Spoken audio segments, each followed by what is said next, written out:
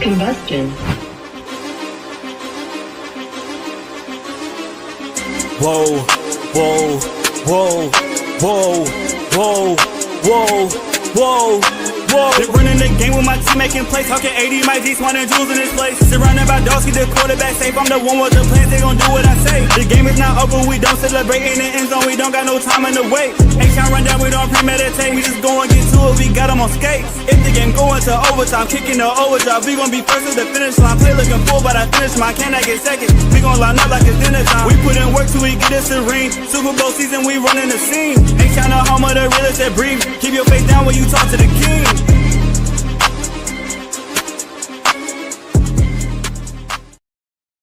What up, y'all? Welcome back to another episode of the H-Town Rundown Podcast. This is your boy AD, and I got my co-hosts in the building. We got Auntie Swan, we got Mike G, we got our special guest. We got Mr. John Hickman from Locked On Texans in the building. How's everybody doing on this wonderful Friday evening?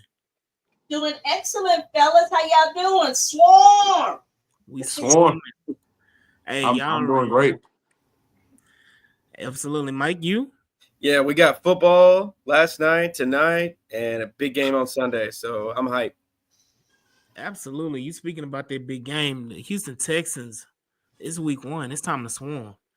It's absolutely time to swarm. Ain't no more preseason. There isn't any more mini camps. There isn't any more training camps. There isn't more preseason games. There's nothing else left but the Houston Texans putting their hands in the dirt. It feels good. In SoFi Stadium. Huh? I'm sorry. What does my line say, AD? Put that up there. What does it say? Bring me them baby sheep. It feels good to have Texas football, man. I'm excited because I think a lot of people are kind of disregarding. What the Texans have kind of did to revamp themselves over this offseason. So I'm excited to see how this first week will turn out for them. I think it's going to be a great first test for them to kick off the year between LA and Tampa. They got some question marks going into the game, so I know y'all can't wait to dive into that, but I'm excited, man. Absolutely. Look, it's so refreshing because we got football back last night, officially. And it was a great game. It was a great game with the Dallas Cowboys and Philadelphia Eagles. I couldn't do that. That second halftime. Yeah, that second halftime beat everybody in. But along with that second halftime, we had Spitgate and all that, and we're gonna move on from that. But that's another topic for another time. But definitely excited because Mike G was in the building over there in Philly. Oh wow, watching it live. How did you enjoy the game, Mike? Yeah, so I wasn't actually at the game. I dropped off a coworker who went, but I was right there outside of the stadium watching the game, getting the vibes of the very fervent Philly faithful. It's a good game.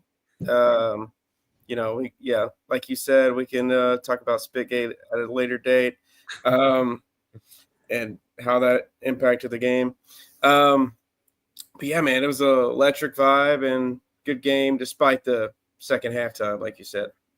Yeah, that. IG, were you cheating on the text? I mean, I'm 2 hours from Philly. Somebody needed to drive them there, so watch out now. Hey, watch out! It's a whole bunch of crossovers. But yeah, definitely, man. I'm excited because I finally get to see this revamped offensive line. We finally get to see this defense with C.J. Gardner-Johnson, added with the healthy Jalen Petrie back in the fold. Just additions on top of additions. We get to see 2 rookies. Actually, see time this 3 rookies. 3 rookies, yeah. Really 4. 4 when we include Woody Marks. When we include Jaden Higgins, if you want to include them, but definitely gonna see 3 for sure. You're gonna see Ursery, you're gonna see Jalen Nolan, you're gonna see Woody Marks. Hopefully and prayerfully we get to see some Jaden Higgins as well. But definitely, man, I'm excited. It's a lot of things to unfold and talk about, but I want to start off by talking about the key matchups and the key things that are important in this game for the Texans to come out of the SoFi Stadium with a victory. I'm gonna start with Mike G, and then we'll go to John and we'll end with Swan. What key matchups specifically, whether it be position groups, players, individuals, what are you most excited to see or preparing yourself to see on Sunday? Well, aside from the quarterback position, the game is won in the trenches, and the Rams got some young defensive playmakers. With Kobe Turner, Byron Young, Braden Fisk, Jared Verse. to what? Jared Verse.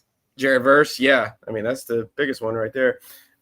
So how our reshaped, overhauled offensive line handles them? How does it pick up a stunt or twist? We saw some positive signs in preseason, but that's preseason. How's it gonna come out in real game action against a talented front, right? How is Nick Caley's system gonna work within that? Because I mean, look, week one, the offensive line probably not going to be at its best because it's based so much on continuity and communication, which they didn't even have last year. So I think it'll get better as the season goes along. But I think Nick Caley should have some things up his sleeve to make sure Stroud's protected. Beyond the trenches, I mean, I think our receivers are going to eat. Like, nobody in the Rams secondary should frighten CJ Stroud at all. You got Darius Williams, Cam Curl, Quentin Lake, Witherspoon. None of those guys are particularly good. And we got the best edge duo in the NFL. So while the Rams O-line is fine, I think Jackson and Harvenstein in particular can get whipped around quite a bit. The only concern as far as matchups for me is the Rams wide receiver group. Don't get me wrong, we have a hellified corner group and hellified secondary in general. But between Devontae Adams and Puka Nacua, somebody's going to make some plays. So we just got to be ready for that and ready to bring the pass rush to negate that. But what you got, John? So I like the point of the receiving group for LA. I'm gonna take it a little deeper dive at it. I posted these numbers on Twitter earlier this morning. Sean McVay really became somewhat of a pioneer because of how much he utilizes his number one receivers in the slot. When Cooper Kupp won that Triple Crown, the numbers that he played in the slot was extremely high. Puka Nakua's emergence he played a lot in the slot, right? And so then I look at the addition of Devontae Adams. Exit Cooper Kupp, he's in Seattle now. Devontae Adams is in LA. Last year, Devontae Adams split snaps in the slot. So now he's going to be in Sean McVay's offense where he's going to find a way to put him in this slot to help dictate the defense and kind of create confusion. Why I think that's a major matchup is because, we love Stingley, we love Kamari Lassiter, we love CJ, we love Bullock, and I'm even going to throw Jalen Smith in there because I think that they have a lot of faith in him. We love Jalen Petrie, but that's where it kind of gets a little bit scared for me when I think about the last time we saw Petrie line up on Devontae Adams in a crucial game against the New York Jets last year. That reception helped put the game away for the New York Jets and beat the Texans. So the deeper dive matchup that I think I'm looking forward to the most is this just a chess piece, the chess battle between McVay, between D'Amico Ryans, who's going to be able to kind of eliminate what the other team does well. And to be completely honest with you, hey, man, this is one of those seasons where I think the Houston Texans need to come out and find ways to set the tone on the year. Y'all let me know how y'all feel, man. I would love to see Derek Stingley wherever Devontae Adams goes. Follow, shadow, like a good shade tree. So, and D'Amico doesn't typically do that in regular season games, and I understand that. However, again, tone set a type of year. Houston Texans, with all of the revamping that they've done this offseason, they come out on top Sunday. then the perception can change for the team, right? And I think that they had games last year where they were still kind of regarded as a team on the come up. How they lost against Green Bay, Detroit after 5 interceptions, New York again, back-to-back seasons. In both games they should have won. So coming out on top against LA, beating Sean McVay, I think that'll be a great perception changer for that team. And I love to see Derek Stingley just kind of eliminate Devontae Adams. Last time they played, Devontae Adams had 1 catch for 5 yards on Derek Stingley. You got to put your best players on best player. Absolutely. Swan? All right. Can y'all hear that noise? Yes. Okay, that's me rubbing my hands. I'm doing like Birdman? Gladys. Gladys. So let me get down to the real thing. Y'all being all nice and respectful. Blake all that. All right. It's time to drop the testicles. We done did all the talking. We done did everything we need to do. Hey, let's go. So this is me. I have a few things. One, we talk about what we need to do to the Rams. Our O-line needs to be concerned about their D-line.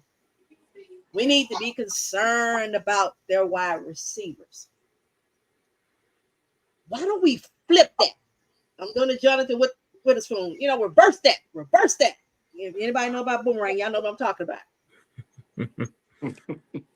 Why shouldn't the Rams not be worried about us? They got a broke back quarterback. Yeah. That's being shot up just to go on the practice field. We got 2 headhunters. And I'm not pausing. I don't have to. So just for record, I never have to. Because Danielle Hunter does not care. And he is going to take his shot. Whether he gets that pass off or not, he going to let him know he's there. We're going to let him know he's there. So, can he make it all 4 quarters? So, yes, you have Pikachu, because that's what I always call him, Pikachu. Yes, you have Tay Adams. But they got to get the ball.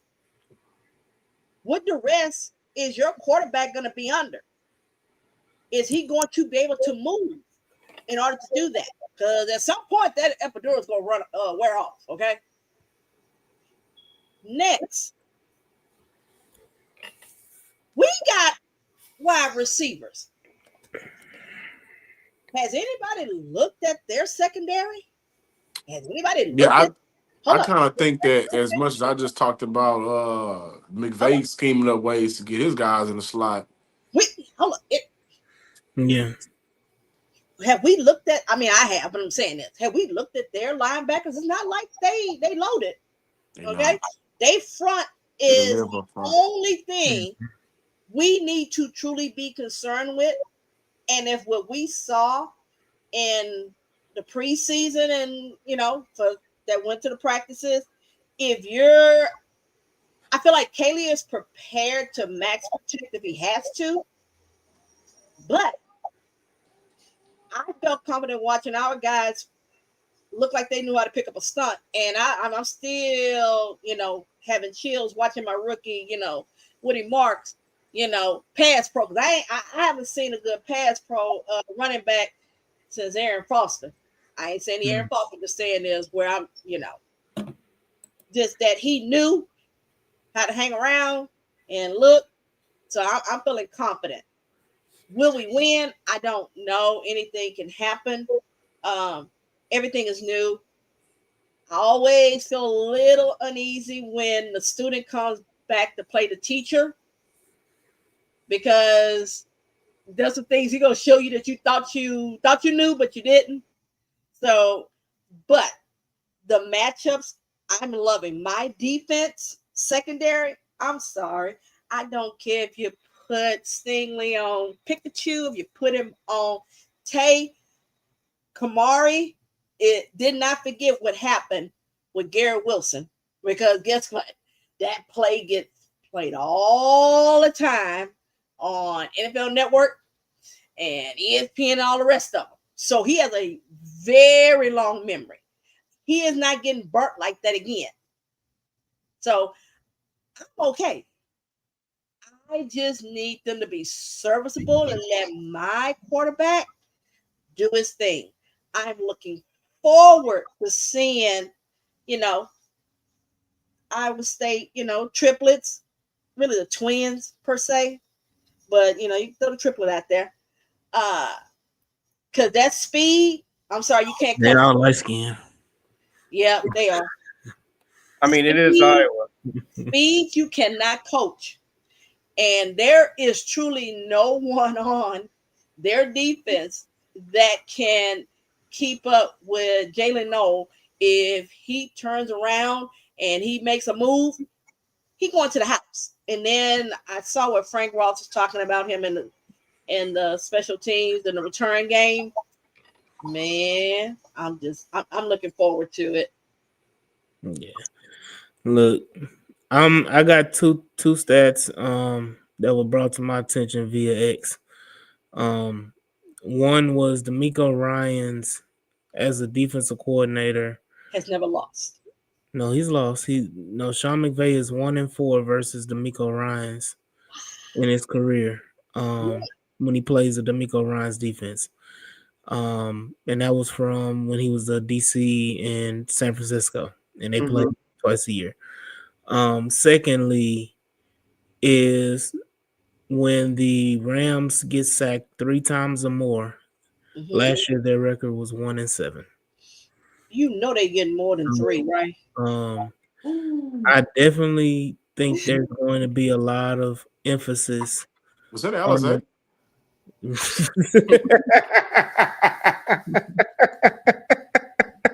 know what? Is Mickey Parker over there? What a professor. Okay, what's in your cup over there? I know it's in my cup. What's in your cup? No, look. It's a whiskey sour. It's more than that. But definitely I think the emphasis is going to be on the defensive side of the ball for both teams. I think how can the Rams operate outside if they are not able to get pressure consistently? I think they live and die, like John and Swan said. They live and die by their pressure on the quarterback. Between Kobe Turner, Jared Verse, Braden Fisk, all of those guys, they rely so much on getting pressure to relieve their secondary. I think one of their starting corners is actually going to be out for the game. Is it Witherspoon? Yeah, Witherspoon is. That's a better one. Yeah, he didn't practice all week. And I think they may have. Yeah, and I think he's doubtful on the injury report. So don't think he's going to play on Sunday. So definitely, I think defensively, D'Amico Ryans. I think everybody in the NFL has enough confidence. D'Amico Ryans is going to make something happen defensively against the Rams, no matter how potent people assume the Rams offense is, because nobody really talked about Kyron Williams either, who had a really good year last year. Very good. But I think they're going to be able to stop the run. I think you're going to see Christian Harris be a major factor in this game that nobody's been talking about. I know we were so excited to get Christian Harris back, and after that, it kind of just faded off into the, the dust. And I'm like, well, he's still there, and he's still practicing, he's still active. I think, people were just so excited about him, seeing him actually practice and not be injured and not be on that pup list and everything like that. People just kind of forgot about the impact that Christian Harris is going to bring. And like I said earlier, along with the healthy Jalen Petrie, I don't think we have an injury on the defensive side outside of Danico Autry, who is a reserve, rotational defensive player when we still are 9-10 deep on the defensive line. So I think we'll be just fine without Danico Autry for 4 games. The defense is loaded and stacked and ready to go, and the Rams are not. Yeah. The Rams are depleted, and the Rams have to really pick the pieces up. I think this is the perfect matchup for the Texans It is. offense. It is. For them to get right and to get steady and figure some things out, because they have a lot of holes on that defense. In the secondary, I just mentioned about Witherspoon being out. We talked about them having a lack of notable linebackers or D. We don't know what their linebacker core is going to be. Go ahead. That's what I wanted to ask y'all about. Me and you, AD, whenever we see each other, we talk football. Mm-hmm.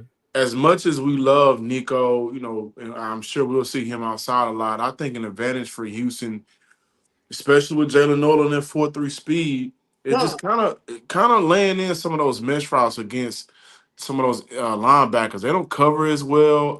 They lost. Was it Boserman? I forget his name, so forgive me. But he left in free agency. Mm-hmm. I think this would be a perfect game. And I said it early on the Locked On Texans this week. We need to see. Initially, it was Dalton Schultz and Christian Kirk.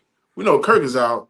But one thing that Jalen Noah brings is that speed. And once he gets active in the middle of the field, I mean, when you guys run in space, he can be dangerous. So I kind of wonder how often we'll see some of these just stick option routes for the tight ends, mesh routes for the inside wide receivers, to give CJ Stroud the options to not have to hold the ball for long down the field, developing plays. He can just kind of dink and dunk his way to the red zone. Yeah, and I think what we saw most of preseason, What's especially that? in the open practices, were like the crossers, the short game, the medium routes. There weren't a lot of down the field plays, especially in open practices. So I think that's going to be the game plan, is to take advantage of that lack of presence that the Rams have across the middle of that defense, and just eat them up and dink and dunk down the field. Either way, I'm cool with however you get it. But But the other thing, AD, that's gonna be interesting that we saw very little of in the preseason was we're not gonna see a whole bunch of them bunch formations. So you're gonna spread them out. Well, so I'm not so certain we're not going to see it. I just don't think we're going to see to the point where I don't want to keep revisiting horrible memories, but the Packers game where you didn't have but one play, I think it was maybe 3 to 5 plays the whole game of a receiver outside the numbers. I don't think we're going to see that on Sunday. But I'll be slow it, man. Golly. John. I'm not going back to the Bobby days. I'm saying this. Let me say this one. Hold on, real quick.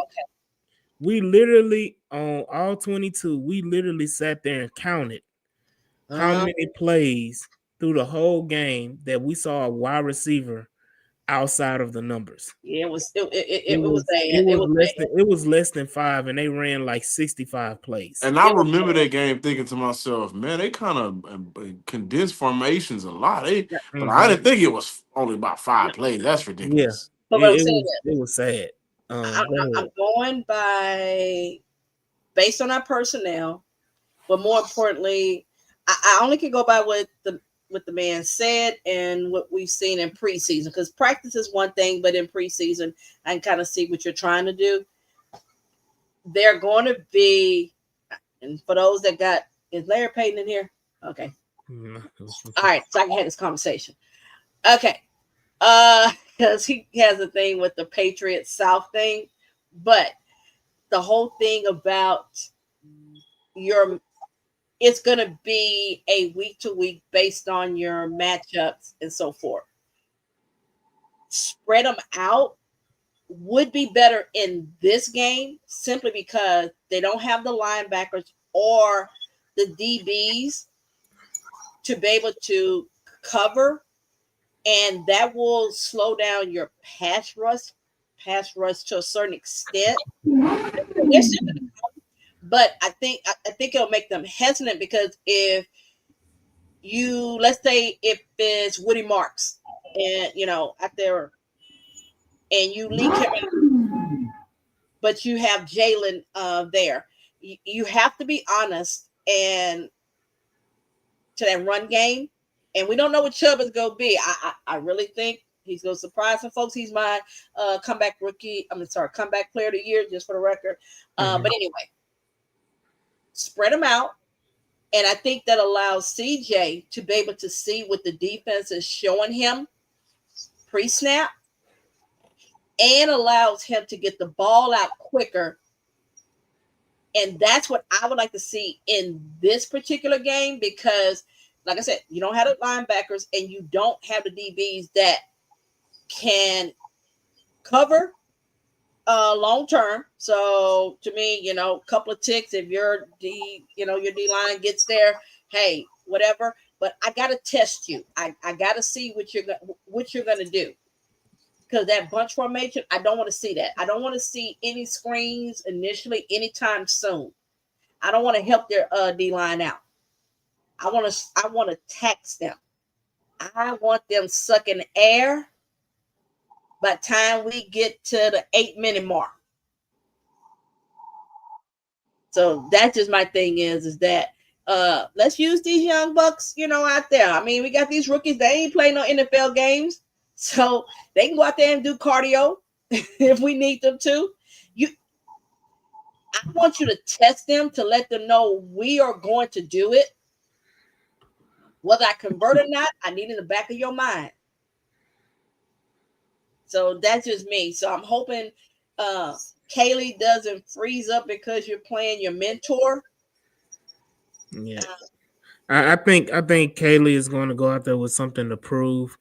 I think that Kaylee knows McVay in and out, and then Kaylee has his own mindset. I think just listen to him in interviews and listen to him on how he plays, how he coaches, from the Iron Sharpens Iron and all the different clips the Texans put out about him. He has a different mindset. It's not status quo, and I don't think you have that. I don't think he has that syndrome. I'm trying to think of the technical term, where he shrinks in these moments. I don't think he's a riser, not a shrinker. And a pause. But hold on. Whoa. Roll it back.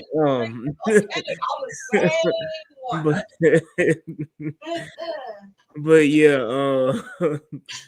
definitely I think that he's gonna come prepared. I think he has a very, very, and if anything, he knows exactly what they're going to try to do defensively for the Rams, and I think he's going to be able to come with a game plan to counteract anything that they would think would happen or whatever. And I think Kaylee has always said he's going to game plan around his players and not necessarily what the defense is doing. The defense is not going to dictate what the offense is going to do. He's going to be the one dictating whatever the game as far as offensively for the Houston Texans. So I did yeah, hold on. Whoa, but I think it's a lot of interesting things that's going to transpire. But we're running low on time with our brother John Hickman. So I want you to give me your key matchups personnel wise. I know we talked about key position groups, but what are you most excited to see, like players? And then I want you to give me your score prediction for the game. Score prediction, I think either way, and I'm gonna roll with Houston on this one because of the bad back from Matthew Stafford at 37 years old, and it ain't like he's going up against the Texans D line. But the days that they didn't get after the quarterback, they got two dogs on the end. They got guys on the inside that play discipline. They can really clean up the middle. Mm-hmm. So I think either way for the game, it'll be a 3-point split. I've been going 24-21. I'm rolling with Houston to win that game. Mm-hmm. The Houston Texans got to be better in the red zone. If there's any improvement that I want to see this year, is them just getting down there and not having to settle for 3 as much as they did in 2024. I mean, that you look at some of those games that were either close or that they lost, things could have changed differently if they just would have scored 7 instead of 3. But so that's my score prediction. I don't want to necessarily give a matchup because I think I already did, but we talk about the offensive line, the weapons and everything. Dog, I just want to see CJ. Mm-hmm. Between the last 2 weeks, it feels like the national media narrative has changed. I think a lot of that has to do with seeing how the offense looked in the preseason, and then guys just kind of looking at, man, you know what, Bobby Slogan really was pretty bad last year. But this week, I've heard Sean McVay. I heard guys just kind of talk about CJ Stroud in high regards. I want to see him put it all together. So, goal for mine for CJ this year is 30 touchdowns, 17 games. I think he should be able to do that. But this is a great game to get it off. So, the great game to start the season off. So, I really want to see CJ in action. And I want to see what their running back by committee is going to look like. Because I don't know about y'all, man, but I am a little bit bigger than a lot of people are on Woody Marks. It's going to be nasty. Yeah, look, I'm right there with you. I think that Woody Marks is going to play a major factor in this game. I can't hear you. Can you hear me? Who? Can you hear me? Yes. No, I'm saying, can John hear me? Can you hear me? John, can you hear him? Can you hear us? Can y'all hear me? Yes, we can hear you. Can you hear us? Can you hear us? Okay, John Internet trying to take us out of here. John Internet trying to take him out of here. I say your internet trying to take us out of here, John. Or take you out of here. Yeah. But let's see if we can get them back real quick. But y'all make sure that y'all go ahead and subscribe on all platforms, wherever you can find podcasts. Go ahead and subscribe to Locked On Texans. John Hickman is the host. He, also follow it on all the social medias. Follow Locked On Texans on all. You good? I can hear y'all now. Okay, I was like, but yeah, I was just telling everybody where to find you, where to follow you on Locked On Texans, on Twitter, on all the platforms, and wherever you can find, listen to a podcast. Locked On Texans is there. Go ahead and subscribe to that as well, and follow all of John's work. Does an amazing job. Weekly does the what's it called, the Squad show. There you go. I was about to call it something else. I was about to get in trouble. But yeah, the Squad show with our boy. What's his name? Jesus Christ, I'm blanking. Stan and MC. There we go. Stan Norfleet and everybody else. Y'all know Stan Norfleet, former radio personality. He's on with the Squad show with John Hickman. Is that on Fridays, right? Tuesdays and game day now. We do. Okay. I knew it was on Friday. It was Tuesdays and Fridays. It was on Fridays at one point, but then now with the season here, with games started, we do postcast. Gotcha. So y'all make sure y'all tune into all of that. And again, John, anything else you want to add to that? Where we can find anything additional? Or we good? November 28th. I need to see you, my boy. You already know. We're gonna have We're gonna have a special episode for that. Yeah, just for that. I'm sorry. Let's talk about November 28th. Yeah, Longhorns gonna take care of business against. Yeah, you know it already. I just need to make sure you put that out there. I just need y'all to take care of business Saturday. No. Win the game. Just win the game. Just win the game. As long as we take care of you. Just win the game. Just win the game. Hold up. Mike is an Alabama fan, so y'all pray. How many? Yeah, the college football season has been ended, by the way, since Bama lost last week. So it's all null and void. No, this Texas. Yeah, shout out John Hickman for joining the show. Yes, giving us his precious time. Again, where is that at? Let's go ahead and get the hand claps for John Hickman. Shout out John Hickman. Absolutely. Good.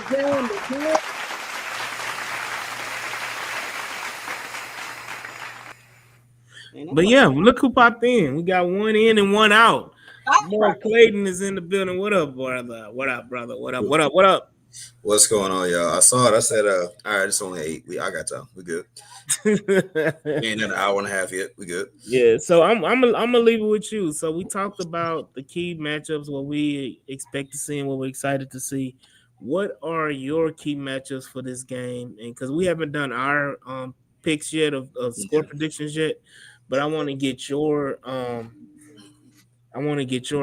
thoughts and what your key matchups and what you're looking forward to seeing. Right, gotcha. First of all, I want to shout out Swan. I see she changed her ticker. What does it? Bring me them baby sheep. So I've never heard that before for the Rams. Okay, what's the Ram? What's the Ram? Hey, listen, I'm complimenting. I'm gonna take that. I'm still that baby sheep. I called them the Mighty McVeys. I called them that. But for me, key matchups, of course, I can easily go. Shout out 24-13. Look, I could easily go Devontae and Sting. I could easily go, Puka and Kamari. I could easily go that. Look, you saw the piece I wrote earlier on the O-line about how they can make a break. So I'm just laying on that, bro. I've said it ad nauseum. Everybody said it ad nauseum. Say it one more time. I got guys like Verse versus guys like Titus, right? I got the O-line versus the D-line. I need to see with a good test week 1, like Pro Bowlers and top 1% in the league week 1. How does this O-line do? So as a cheat, give me that matchup. Give me the O-line versus their D-line. What do you do? How many times does CJ Stroud not just get sacked, but I'm talking pressures, pass block win rate, run block win rate, like things like that. Functionally, how does the offense function as a unit, right? Am I going to see all these boneheaded penalties because guys can't line up correctly? Like, am I going to see that kind of thing again? I hope not. Or am I going to see a unit that just looks at its floor, competent, serviceable, and downright dominant on some plays? If we can get that, I'm excited on that. So let me get the meat and potatoes on O-line versus D-line. And look. So I have a question for you, Clay. And I posed this when we were talking with Big John and AD and Mike G. And I'm one of those. I'm always a person that's on the defensive. We talk so much about what our O-line will look like against their D-line. Let's talk about their O-line against our D-line. We ain't got no scrubs over there, okay? We got some guys that was in the top 100. We had what?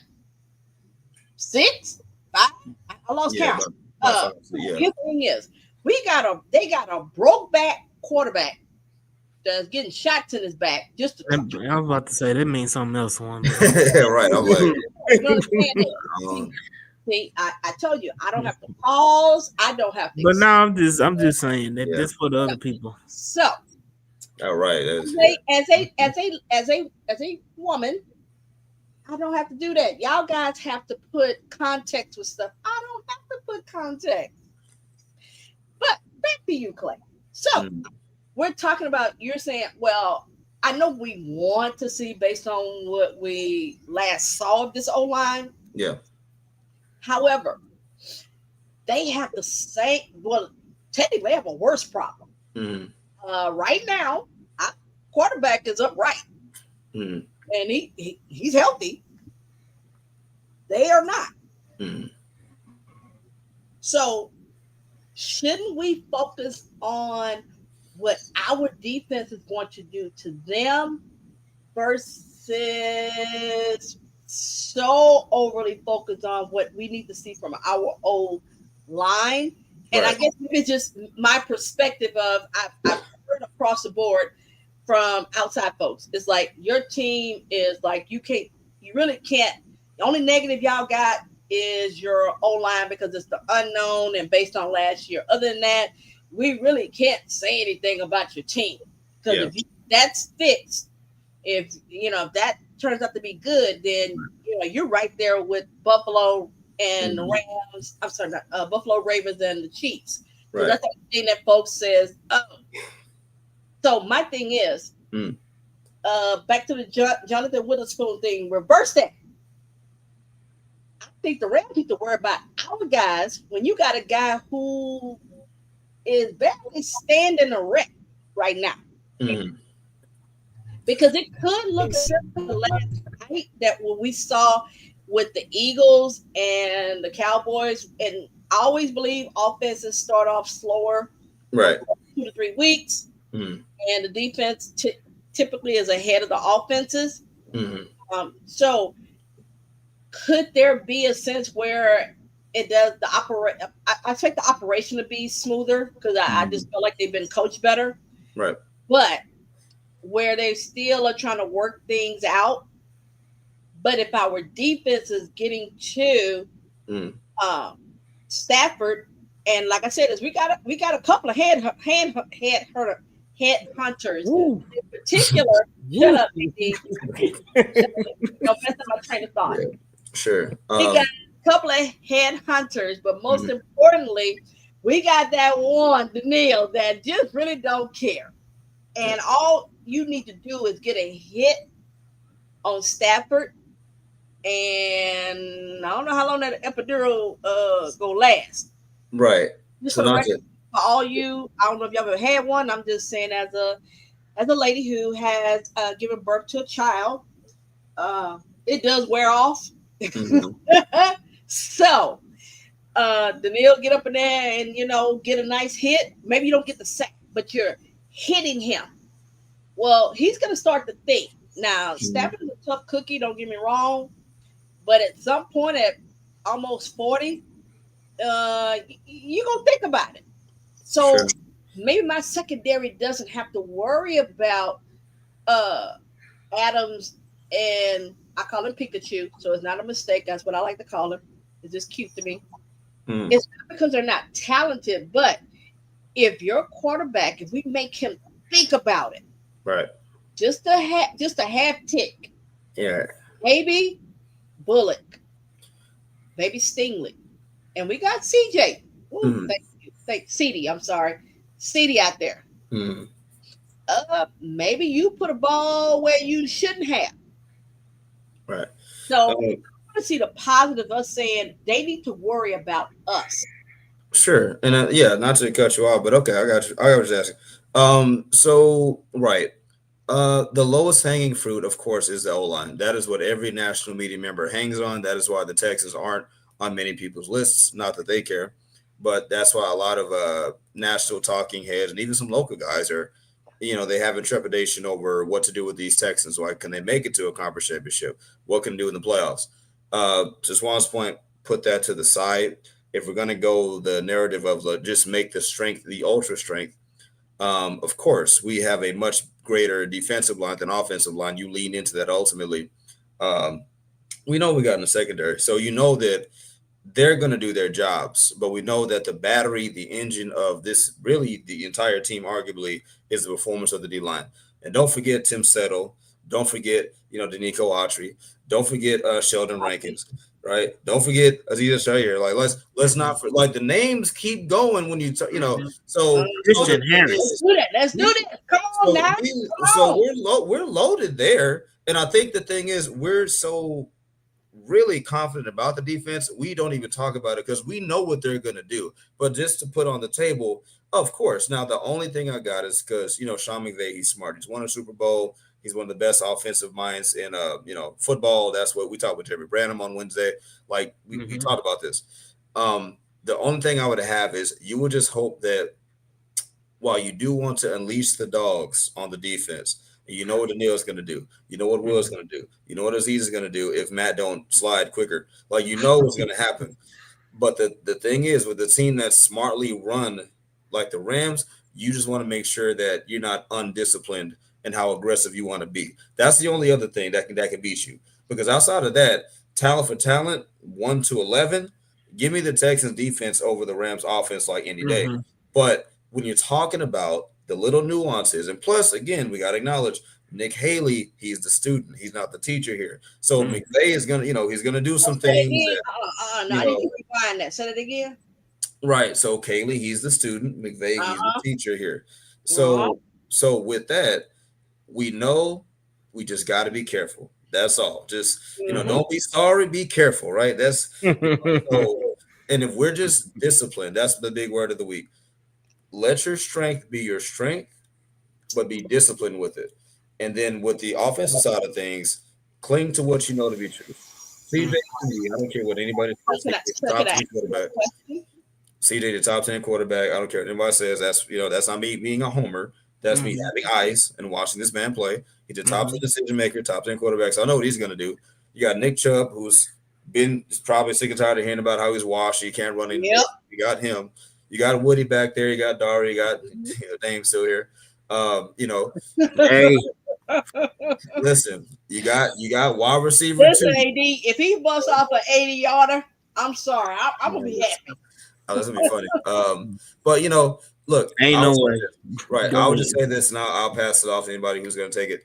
Listen, in the city of Houston, advantages scare me because when you put it on paper, what we should be good at, so Mhm. I'm just going to trust I'm going to trust in our strengths.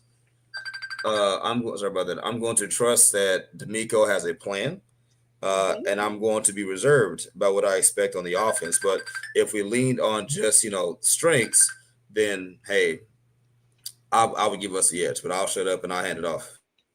Hey, so Can I ask him a what? quick question? Well, he had to step away, but Oh, okay. All right, keep going.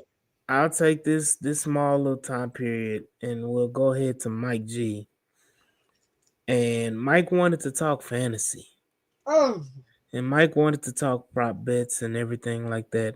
So, Mike, I'm going to give you the floor, and I'm going to let you go and give us your picks of the week. I know we're already in game 2 of the NFL slate, but for the rest of the week, we're going to do this on a weekly segment. We're going to have Mike G's picks of the week. And I want you to go ahead and give your slate of picks or prop bets or when it comes to fantasy and betting and everything like that. Go ahead and give your picks. We'll sit back and we'll mark them down, write them down so we can all get that bread. Yeah, you know it. Yeah, I'm gonna say I'm gonna roll with DK Pick 6 this week since they got some nice promos and everyone in Texas can use it. Mm-hmm. So there's a freebie. Hold on. Yeah. For those that don't know, DK is DraftKings. Hold on, Swan. For those that don't know, DK, because we talking to DK is DraftKings. Yeah. So y'all go ahead and download DraftKings app. Yeah, and it's specifically their Pick 6 app. They have a freebie, which many of these companies often do, with Josh Allen over half a yard. So that's an easy one to take. Even in a challenging matchup with the Ravens, we all feel pretty confident with that one. I'm kind of intrigued. They also have a discounted Joe Burrow 239.5 passing yards against Cleveland. If the Bengals are committed to fixing their early season woes, which they seem to in the preseason, then I'm pretty confident in that one. Going a little further into the passing props, you got Baker Mayfield, Falcons, Bucks. We had some shootouts last year. I think we're going to have some more shootouts this year. He's got 244.5 passing yards. I'm going to take the over there. He doesn't have his full complement of weapons. Obviously, Chris Godwin's not there, but I think that could be one of the highest scoring games of the slate.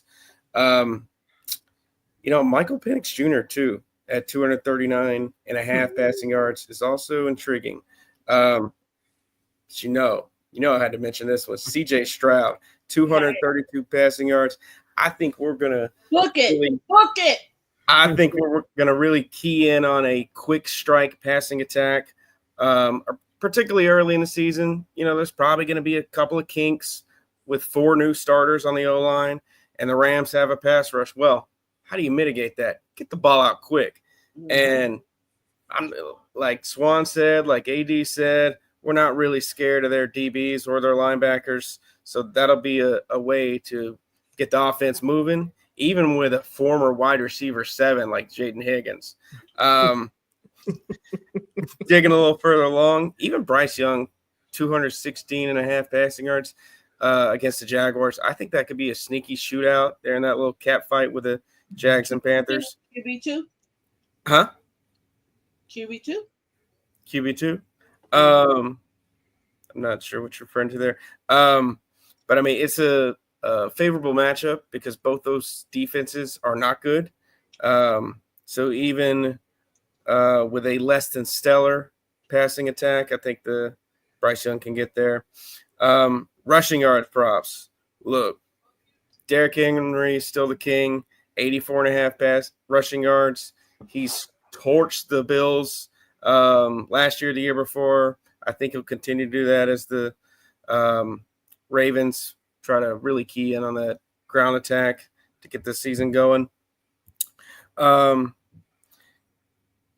Chase Brown, 68.5 rushing yards. I think he gets there for the Bengals. In a game, I think they'll comfortably win over Cleveland. You don't think so? They don't have a good record against them. They struggle against the Browns for whatever reason. Yeah, I mean, we're really going to see if Cincy can actually get past those early season woes. I wouldn't take him in any survivor pools because I know those get popular this time of year. I'd steer clear, use them later on in the year. Nick Chubb. I know Swan mentioned him as comeback of the year candidate, and he's definitely in that conversation. 43.5 rushing yards. What are we doing? Take the over. He's like 100. And matter of fact, while he's still healthy, J.K. Dobbins. I know the Titans have pretty good run D, of course, but 43.5 rushing yards is a joke while he's still healthy. He may only last 4 games or 8 games, but while he's healthy, you can take advantage of that. Let's see. Let's get a couple more in here. Really yeah, besides them Titans. Them baby sheep. Oh, Kenneth Walker. Kenneth Walker, 62.5 rushing yards. He is an absolute beast when he's healthy, and I'm not particularly intimidated with a Niners defense after they lost as many guys as they have. Is 82.5 receiving yards for Nico Collins. Is that too low? That's disrespectful. Yeah. Hold on. That's a suspect. No, name me the DB that's covering him. He won't, but you can try.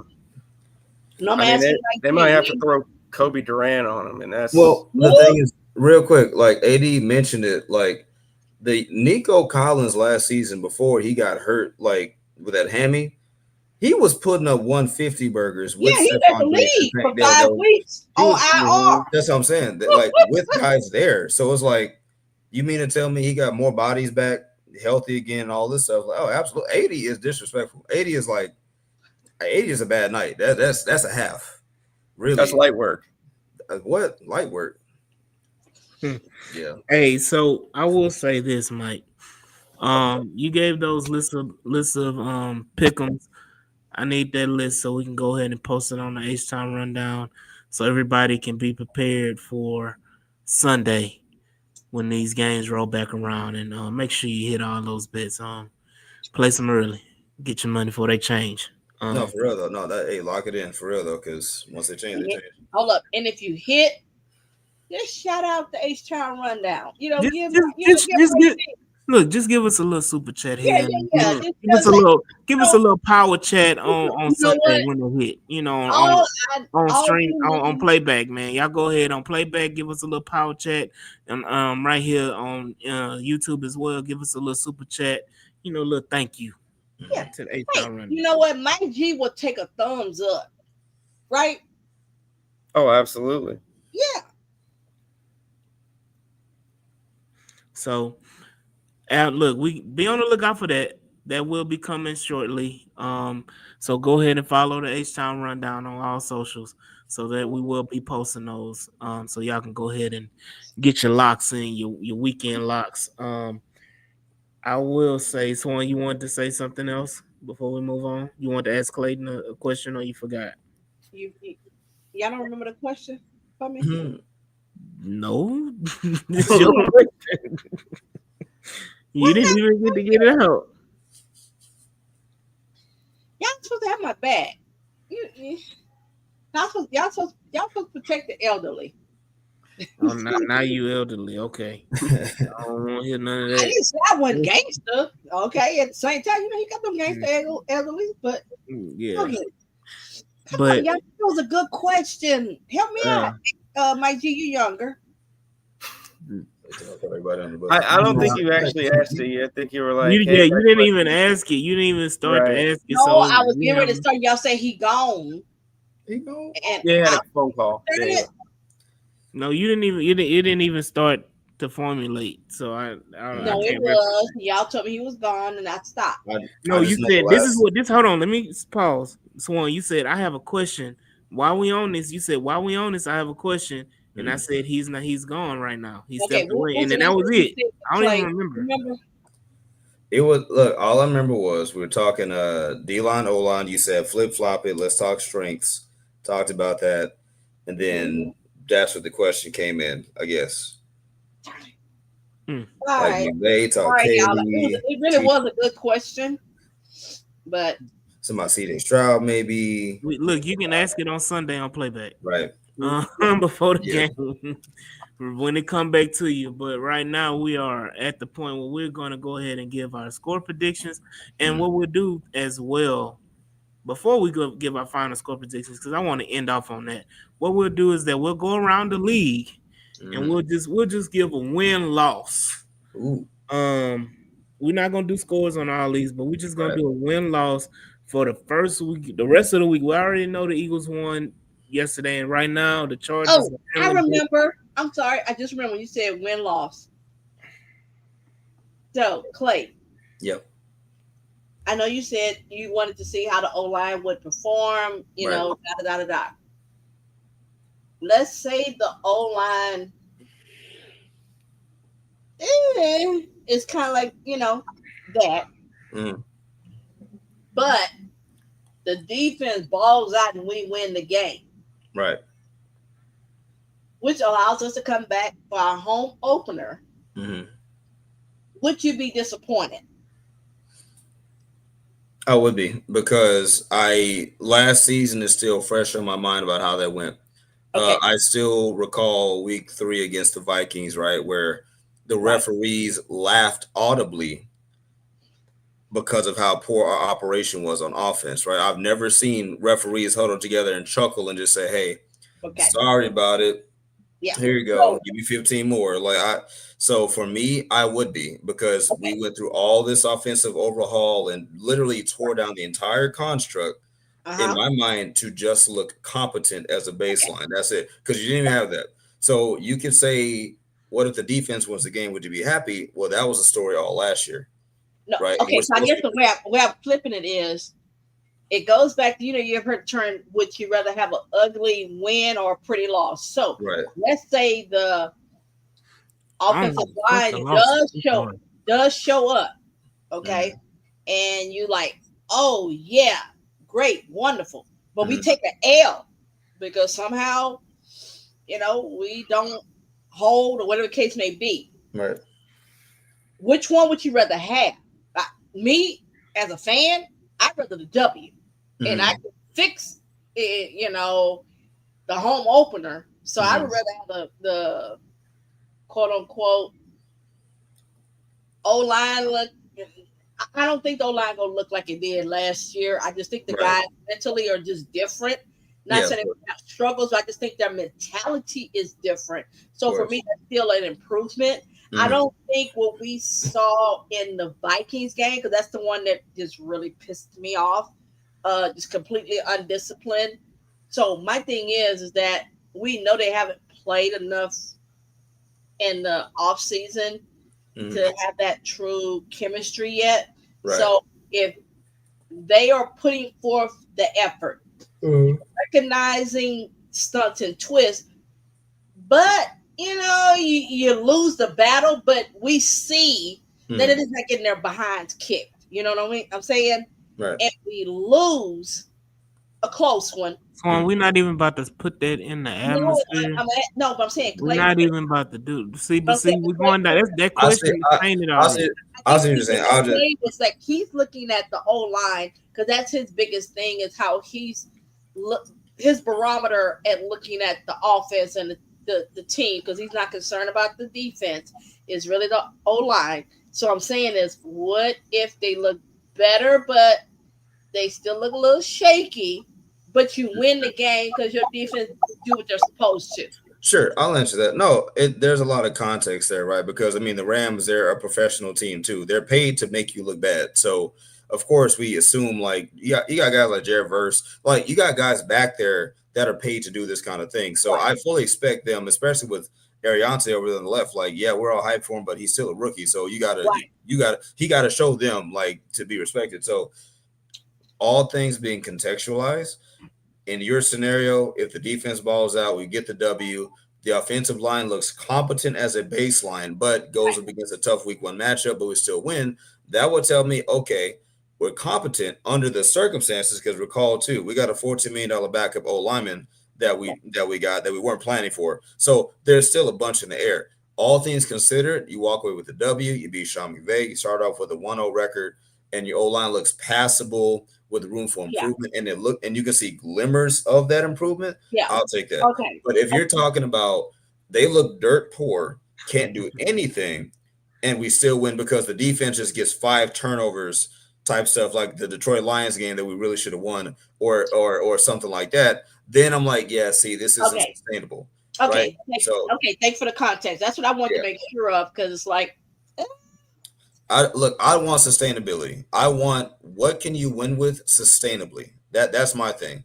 Like, because look, it's NFL. Like, ugly wins is a prerequisite for being an elite team. You're not going to win pretty all the time. Exactly. Heck, Tom Brady got 7 rings, and like a bunch of them is because a kicker won them for him. So we're not going to act like he just blew everybody out. So that happens. But if it's sustainable, if it's not sustainable, then you have more questions than answers, and you don't want that, especially not week 1, right? Like, you want to establish some type of like equity and say, all right, weeks 1 through 4, all right, we were solid, we were passable, some habits started happening, maybe complacency, we ran into a rut, something like that. But if you start off week 1 and you just look downright incompetent, like you shouldn't even be on the field, that's a whole different thing. So yes, I'll just leave it there. So quick. if you see some rookie mistakes, as we expect with Ursery. No, we don't. No. We don't expect no rookie mistakes. He's perfect. Oh, he's shut perfect. up. Okay, I'm talking to Clay. No, because I want to ask. No, let me say this. Cole it's not a rumor. He's officially out for the game. He's not. Yeah, ain't no rumor. Yeah, him and Barrios both. They out. Yeah, Christian Kirk. Oh, so let me get on my 1 or 2 weeks, maybe 3. Okay. What is that? I need you to have that on part of your soundboard, AD.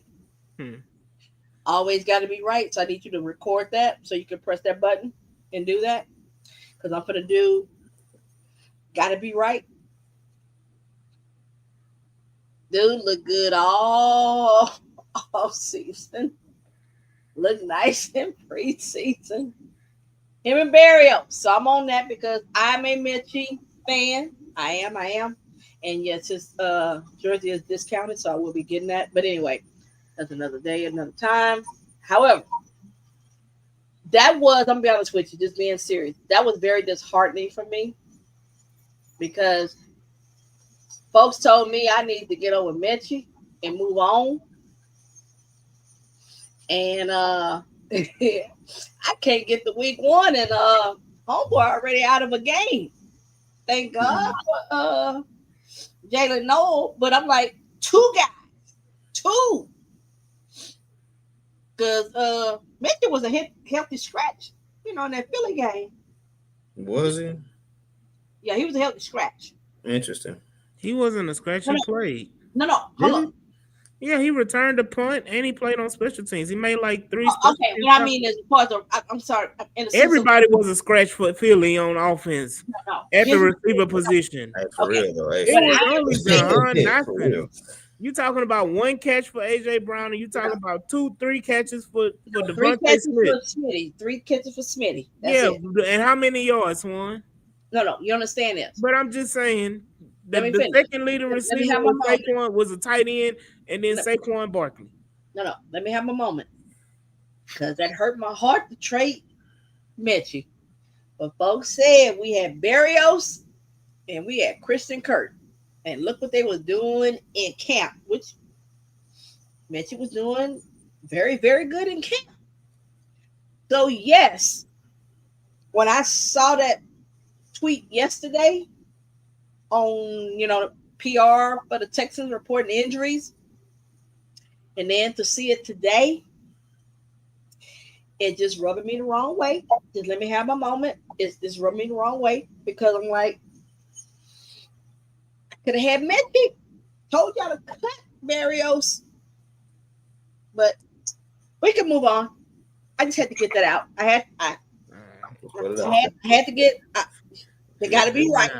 Let it out. Let it out. So we got the slate of games. Like I said, right now, we know that Philadelphia beat Dallas 24-20 on last night. And then right now, currently, the Chargers are winning against the Kansas City Chiefs 13-6. They just entered halftime, which is crazy because that ending was wild. I'm surprised Kansas City was able to get that kickoff. But going down the slate, what do y'all? I'm gonna go down this list of games. Let's start with Tampa Bay and Atlanta. Who do y'all have winning that game? That's Tampa Bay. Yeah. Clayton, you got the Bucks too, Swan? Yep. Mike? Yeah, I'm expecting a shootout. Bucks favorite 1.5. I'm going Bucks. I say Atlanta. I'm gonna be the country. Man. Second game, we got Cincinnati, Cleveland. Cincinnati. Yeah, I got Cincinnati, but it's a close one. I think we all got Cincinnati. Oh yeah, they don't do well with them in Cleveland. They don't. Listen, we're not going off the rails. I'm just coming real quick for context. Joe Burrow's made it a point. Like the Bengals this preseason made it a point. Like they are trying not to be sorry to lead off the season because that's been the narrative. We can go on. I'm just saying. So that's why I'm like, their offense sucks. The Cleveland Browns offense sucks, but their defense is good and intact. And they got one of AD guys on their team. Gotcha. But so what next, D? So next game we got Vegas and New England. I got New England winning that game. Yep, I do too. They're in New England week 1 though. Yeah. Yeah, their favorite 2.5. Fantasy, he go get his, but they gonna take that L. He said in New England. Yeah. The Raiders got Geno at quarterback. Yeah. Like I said, Brock Bowers gonna get his. So if you're on your fantasy, still playing, but they're gonna take that L. You know what? I'll be that guy. Give me the Raiders. I'll be that. Give me them. So I'm going back and forth. I'm gonna go Patriots, but it's a coin flip. Yeah. Look, next game is a toilet bowl. We got Arizona at New Orleans. Is it toilet bowl? I got no. Hold on, we're not gonna do Murray that. in the bowl. Did that Murray in the bowl. I think Arizona could be a little sneaky. I got the Saints. I don't believe in that big waterhead midget. Whoa, you're picking ain't no way they are tanking for Arch and they gonna sit up here and win the first game of the season. Ain't no way. Oh, I don't think they're talented enough to be able to tank. I think they're going to lose regardless. And but Arizona ain't done anything. Well, Arizona at the very least, Arizona is going to be consistent running the football, and they have a presence at tight end with McBride, and then they also have Marvin Harrison Jr. So they have a presence on offense, and the Saints have absolutely nothing on either side of the ball. I disagree with that, but who do they have on defense? On defense, yeah. It's gotten older. Here's the thing is Cam Jordan. Until you show me Cam Jordan. No. And they got Texas legend. He always worked. They waited for him to retire. Here's my thing is until the big waterhead midget can show me who is Rattler? No, big waterhead big waterhead midget. Just get that midget. We just call him just BW. About to get sued. Yeah, we about to get put off for everything. The FCC about to get. Oh, sorry. Yeah. I'm sorry, big waterhead little person. Is that better? But anyway, until he can show me he can go into a stadium such as the Superdome and win a game. Hold up. His thing is, you can be the worst team, but certain stadiums, certain fan bases are different. And I'm saying is I need to see him be able to do it for 4 quarters. Until he showed me he can do that, I got to go with the Saints. Anyway, next game. Yeah, Cardinals win cover. we want to believe in. Yeah, hey, so we got divisional game. You got Miami versus the Colts. I got Miami winning that game. Oh, absolutely, yeah, I absolutely. want Miami to win the game because for personal reasons. However, I'm going Colts. I feel I got Colts. I need a shower, but I'm gonna go with Colts. What you got, Clayton? I got the Dolphins. Yeah. Because Daniel Jones got to show me. I don't want to see Jonathan Taylor having to try to lift the team again. You got Tua back there. You got Tyreek. Obviously, I'm not gonna go through the whole team, but Cole's got to show me. So And they got and The Miami. thing is that the Dolphins don't have anybody that can stop JT, and they have the receivers. They have the weapons. They just lack a consistent quarterback. So to me, I'm just saying if he can be a serviceable Brian Hoyer, and if anybody was a real Texas fan, know what that means, because you have the weapons. mm-hmm. Running back, your O line is good, and your wide receivers are what they are. Your defense is not ass. I mean, you got a good defense. So to me, you just what's that term that they use? Just don't lose the football. Don't cost us the game. You kind of thing. If you just stay within the offense, Right. you should be able to beat the Dolphins because they got a lot of injuries. Look, you talking about preseason. He's talking about Miami losing to Jacksonville in the preseason. I'm gonna say this. I'm gonna say this. Miami is going to run the football. Miami is going to play the clock game with the Saints. Mm-hmm. I mean the Colts. I'm sorry, with the Colts. And I think that Miami is going to play keep away and the Colts. We talk about Miami's defense is bad, but the Colts defense is really nothing to write home about either. Their secondary is non-existent. They're pulling. Who do they have in the secondary, Swan? Mm-hmm. So they just lost. They lost one of their best corners and got rid of him and cut him. And Juju Brents. They have Darius Ward. They traded for Swan. No, we're not gonna do Mm-hmm. He's a name more than anything. That at this point in his career, he's just Travarius Ward. They used to be good back in the day. That's all he's hanging on. For I forgot the young man's name, and I apologize. Y'all know what I've been drinking on Friday. Xavier Howard. Nope. For the Vikings, they just traded for him. But I don't want to go. I don't want to go down the Colts roster. I don't want to go down. I don't want to do all that. I'm saying I just don't believe. I don't believe in the Colts.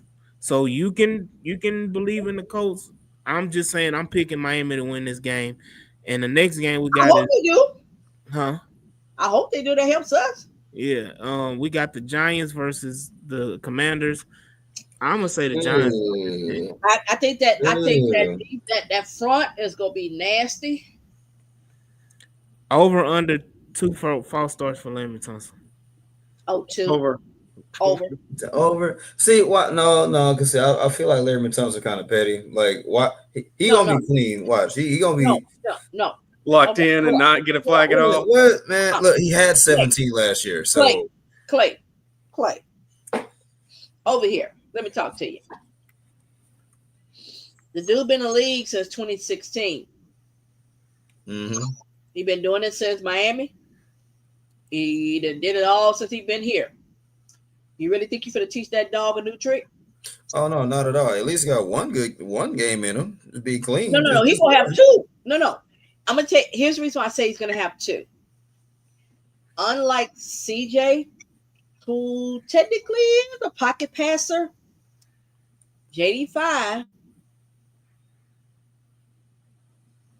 I suspect that he is going to try to anticipate too much until he learns his style, his cadence, and everything. So in his first game, him getting 2 would be on brand. Hmm. So who you got? Ugh. Give me Commanders in a sloppy game. Give me Commanders in a very, very sloppy game. I think the defenses are gonna basically stalemate it up. Giants might edge in that regard, but I just think Jaden Daniels and the offense has just enough to win a sloppy week 1 game. What the hell kind of halftime is this? Dirty Dancing? Oh, I'm sorry. Go ahead, Mike. Who you had? Yeah, I got Washington. Should be close early on, but I got Washington. And who do you have for? I'm gonna go Giants, and I love JD5, but I'm gonna go Giants on this one. That D line makes me wonder. Over under how many times we see his mama? I don't that's know gonna be it, bro. why y'all got Whatever the number is, it's over. Bro, that's gonna be why y'all have a problem with that man mama being a mama. no. It's not No. a problem. We know how the NFL works. Like Taylor Swift, an example. We know she's not Taylor Swift, but like Yeah, but she anything. don't bring nothing. I got I got my whole separate agenda. This 80s only. He said, "Oh, they said 5. Yeah, Code said 5. 5 at I'm gonna least." tell you this right now. Jaden Daniels is a victim, and I'm gonna leave it. What? I'm gonna leave it at that. No, not a victim. So next game we got Carolina. We got Carolina and Jacksonville. You said toilet bowl for that. I got Panthers. That's No, a toilet bowl. Panthers gonna actually. I think Panthers are Right, actually gonna be better than what people think. Man, look, that's the toilet bowl right there. You said Arizona and I forgot the other team, but Saints. You said, man, no, this is a toilet bowl. That's because I have almost little to no respect for Jacksonville. Absolutely. So give me Carolina. Yep, say that. Yeah, I'm right there. I'm with. My granny say follow your first mind and you never go wrong. Yeah, give me Carolina. Yeah. I think Bryce, he's gonna have a decent enough game to win it. That's why I say I'm kind of indecisive. Mike, you better choose your hometown team. I think this comes down to the final play. I think it's a sneaky shootout. So, we're going to be looking for games to watch at the 1 p.m. or noon time slot. So I'm gonna say Panthers in a last-second field goal. There we go. So we got the next Steelers, game. Jets. Yeah, Steelers and Jets. Pittsburgh. Where at the Steelers? Oh, in New York. Steelers. Yeah, Steelers. Yeah. Oh, that's yeah. Okay. Oh, yeah. It's Steelers. That's Steelers. I think no shot at Justin Fields, but it took me a second. I said, "Oh, that sounds." Then I remember, they got Justin Fields. Never mind. Steelers gonna win that game. Never mind. So I got the Steelers one. You said Steelers. Mike, you agree? Absolutely. I'm going upset here. I'm going Jets. Oh, get the hell out of here. Someone has always lost games he has no business losing, and won games he has no business winning. History repeats itself here. Look, next game we got division battle: San Francisco and Seattle. Mm. San Fran is probably. I'm gonna give it to the 49ers. They may be without Christian McCaffrey, which is fine because it's Sam Darnold. No, here's why I'm going with the 49ers. Robert Saleh returns back home, and Robert Saleh, the DC, returns back home. Oh, he's back in San Francisco. Okay. That's what they do. They bring everybody back, like New Orleans. Like New England. They bring everybody back. No, I got 49ers. I don't think Darnold again, because he has to show us all independent of KLC and Brian Flores. Right. He got to show me independent of Justin Jefferson. KLC. Right. Independent of those two, I got to see how much of it was him and how much of it was the system. So give me San Fran because they can make it ugly for basically. I got Seattle. They got Jettis and Addison over there. Yeah, I got Seattle. I mean San Francisco. I mean, if they don't have Christian McCaffrey, that offense is just it's gonna be a super low scoring game. Trash burger. It's gonna be hard to watch game. The next game we got Tennessee and Denver. This is an easy one. Denver all day. I'm about to say, that's Denver all day. That's the pick for survivor pools right there, Denver. Give me 2 interceptions for Cam Ward. Hate to say it, 2 picks. 3. 3. Next game we got Green Bay and Detroit. Ooh, one of the top games of the week. I got the Panthers only because Who? They're going to be hyped up. I was gonna let him Right? in. The Packers. Sorry. I got Uh, the Packers because they're going to be all hype in that first game with Micah. And I feel the Lions will figure out how to adapt with both of their coordinators gone. Mm. Oh, you know what? Give me. Oh shit. And they it's lost O lineman too. it's yeah. Green Bay. Green Bay is the more complete team That right now. that's I'm what. gonna say, Thank let you. me, no, That's no, what no, I no, would no, no, say. no, no, no, no. I'm gonna say this: Green Bay is the more prepared team and Hmm. stable team, and not adjusting Right. with any new coordinators or anything like Right, that. Mm. Their adjustment is them adding Micah Parsons right, Yeah. to their pass rush. right. So their run game may take a hit, but I think they'll be able to pressure Jared Goff into some Oh, sir. turnovers. Hold Yeah, line, Hey, sir. did we turn them over 5 times? yeah. So I think that that'll be the impact. I got the Packers winning that game. Yeah. Mike, you I got said Detroit. Packers. You have Detroit, Mike. Clayton, you said Packers. Swan, you said Packers. We got Yep. Packers with Golden Okay. having a pretty decent debut game. All right. And then we got Sunday night game. We got Baltimore and Buffalo. That's beautiful. Oh, Mm. Um, Blank the that's Bills, but I gotta go Bills. that's delicious. I hate the Ravens more. Another great game, but Mark Andrews gets his revenge. The Ravens win. Yeah, okay. what you got, Clayton? That's the battle of the MVP and the would be MVP. Ooh, that's hard. Give me. Oh shoot. I You got know Lamar what? turn the ball. I got Lamar turn the ball over as usual. That's what I'm like. You know what? Yeah, give me the Bills. Give me the Bills. I Yep. have Baltimore winning that game. Buffalo is going to take a step back defensively. Mm, We got Minnesota and Chicago on Monday night. Minnesota. Vikings. Vikings. Yeah, Yeah, Vikings. Skull. I'm going Chicago. Man, Mr. Nail Polish, What a go contrarian. up. Yeah, look. They're playing at home. I got Yeah. Chicago. Hmm. I think Ben Johnson makes a definite impact on that offense, and I think that offense plays a lot better than expected. And yes, here we are here. We're going to get to the Texan game, and we're going to go around the table, and we're going to get a score prediction from each person. So I'll Ooh. start with Swan, and then we'll go Mike, Clayton, and then I'll finish it off.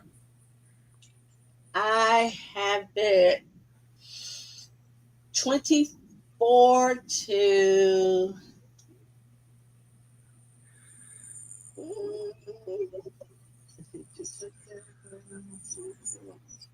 24 Carry the one. 24 23. 1 point game. We went on the last second Kyrie Fairbairn field goal. Oh, hell, we fucked. Go ahead, Mike. Yeah, I'm pretty close to that. I'm pretty close to the line, which is 43.5. I got the Texans pulling out the dub. Very close game, though. And yeah, Kaimi Fairbairn knocks it through to avoid overtime. 23-20. Clayton. All right.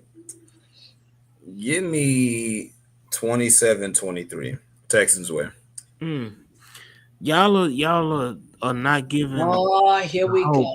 Here we go. Here we Y'all go. are not.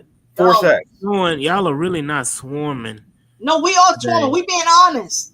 because No. right now Yes. we talked about it. We've been on this podcast for over an hour. And you keep we doing talked this. about Swan. You talked about how the broke back quarterback and how he can't do this and how he can't function with a broke back and this and that. And when we talked about their defense and how they don't have a secondary and how they don't have any linebackers, what are they gonna do? And CJ's gonna eat, and Will Anderson is gonna destroy Matthew Stafford along with the Neil Hunter, and Derek Stingley is gonna act a fool against Devontae Adams and Puka 24. Nacua.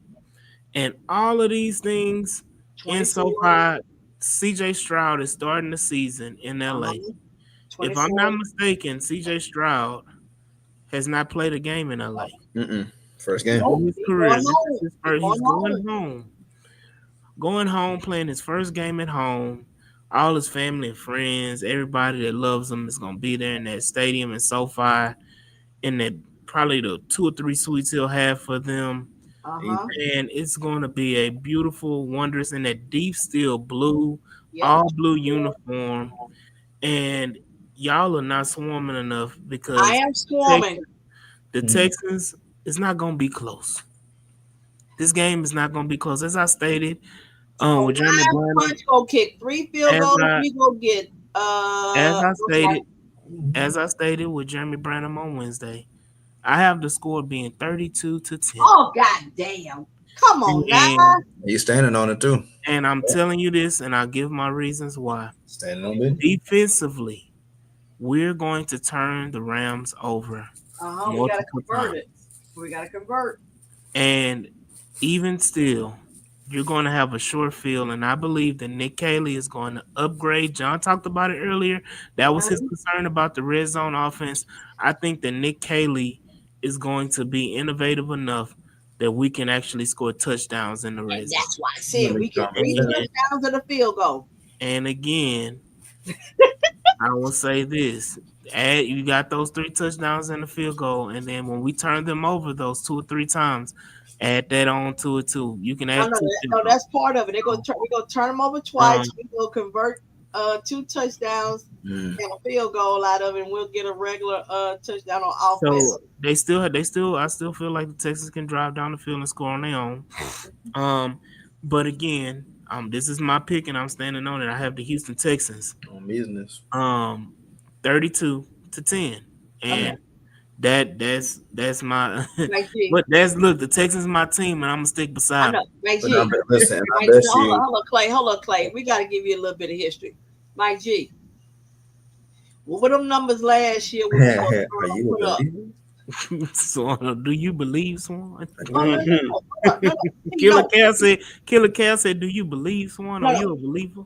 Killer Cal, this is me. As long as I got 1 point more than my opposition, I don't give a care. Because in the record book, nobody goes back and says, oh, but you lost by 1 point. Because when I'm looking at securing the number 2 seed, them 1 point victories will make a difference. But Mike G, let's talk about last year real quick, 30 seconds. You remember what them scores was that AD was predicting? Specifically, no, but what numbers were they in? At a macro level, yeah, there were some blowouts that were predicted that did not come to fruition, but no, but that does apply to all of us. But yeah. His score predictions were always what? What number? What was that first digit? Oh, it was gonna be over 30. 30. Yeah, exactly. That's my whole point. Should have been. AD a jinx. Say you're in the 20s and then we get in the 30s. I'm not gonna sell my team short because I know what they're capable of.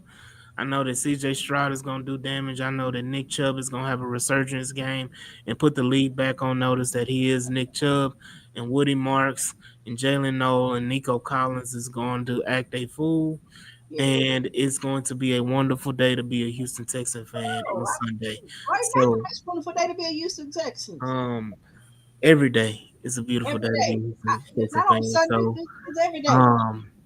But again, y'all already know y'all will see us again on Sunday on Playback. So y'all be sure that y'all like, share, and subscribe. Y'all see that banner right there. Y'all go ahead and do the thing. Do the thing that you do and like, share, and subscribe to all our platforms and Playback as well so that you don't miss a thing. We will be doing all 22 as well on Playback live on Monday. So we're going to start it early this year. So we can get ahead of the game. So we go ahead and subscribe to Playback, subscribe to YouTube, subscribe on Instagram, Facebook, our website, htownrundown.org, especially on X, formerly known as Twitter, on TikTok as well. Y'all go ahead on all the platforms where you won't miss a thing when it comes to the H-Town Rundown. So y'all be sure to be there. So in addition to subscribing, click that notification button because I know we get busy in our lives between work and family obligations. And for a moment, it'll slip your mind. Oh my gosh, the H-Town Rundown is on. So if you hit that notification, you'll get that alert that'll pop up for you. And you're like, oh, and you won't miss the beginning. Absolutely. So, again, we love y'all. We appreciate y'all. Everybody in the comments and the chat. Cold Day. Hey, I hope you hit that subscribe button. Appreciate you. You're a Jags fan. Welcome. We appreciate you coming in, giving your commentary as well. Shout out Yvonne. Shout out Al Dickey. YNG Alpha Cobra. Big B. DJ Waller. K1 Stella. Houston Sports Fan. Matthew. As well, and of course Killer Cal and Brandon Hollum as well. Shout out everybody in the chat. I'll shout out over the 150 that's watching us live. We appreciate y'all all taking the time out and watching us on this Good Friday while there's an NFL game going. You chose to watch us while there's high school football in Thank you. Texas. You chose to watch us. While you could have been out at the club, partying, smoking hookah, And doing getting in all trouble. you And getting in know, trouble. getting chose, doing all those things and being about having a good time. You chose to watch the H Town Rundown. We appreciate you all, and we will see y'all on Sunday. Peace. Yes. 325.